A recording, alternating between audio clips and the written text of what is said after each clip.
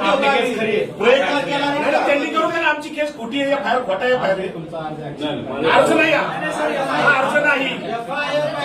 आम्हाला एफआयआर तरी द्या, नाही तर मी खोटा एफआयआर करतो म्हणून माझ्या कारवाई करू.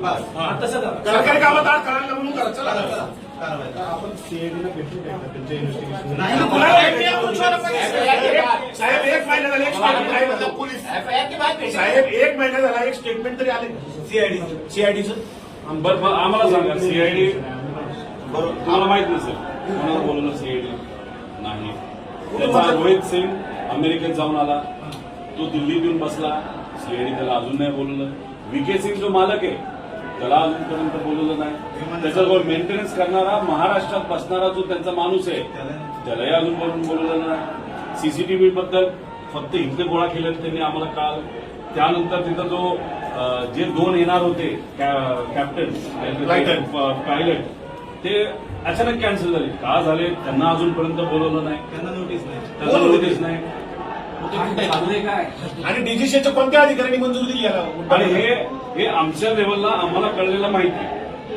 आता पब्लिकला तर काहीच माहित नाही. लोकांना माहित नाही. आम्ही घरचे असू, हे 8 तास बसतात. अधिकारी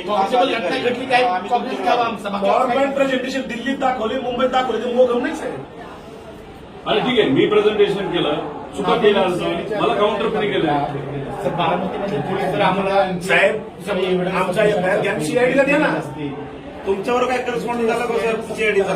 मी देशाच्या मिनिस्टर साहेबांच्या ऑफिसला पाठवले, डीजीसीला पाठवले. आम्ही एव्हिएशन मंत्री तिथं नसावेत असं म्हणत असलो तरी त्यांच्या मंत्रालयाला मी पाठवलेलं आहे.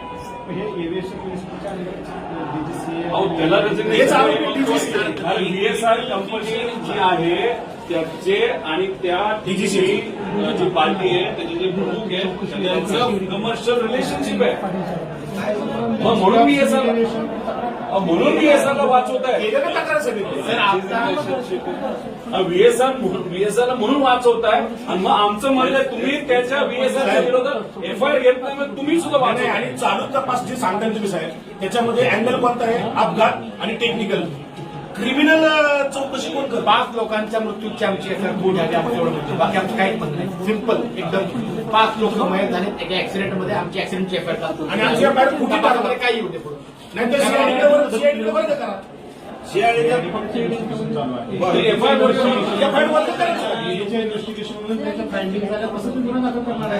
गुन्हा दाखल व्हायचा 1 महिना झाला साहेब, 1 महिना दाखल त्यांनी केलाच नाही तर आम्ही काय करतो? सीबीआय मध्ये आता आपण बोलतोय, आता आपण बोलत असताना 7,000 पेक्षा जास्त केसेस प्रलंबित आहेत. 2600 केसेस 10 वर्षाला प्रलंबित आहेत. दादाला न्याय दिला 10 वर्ष थांबू का? आणि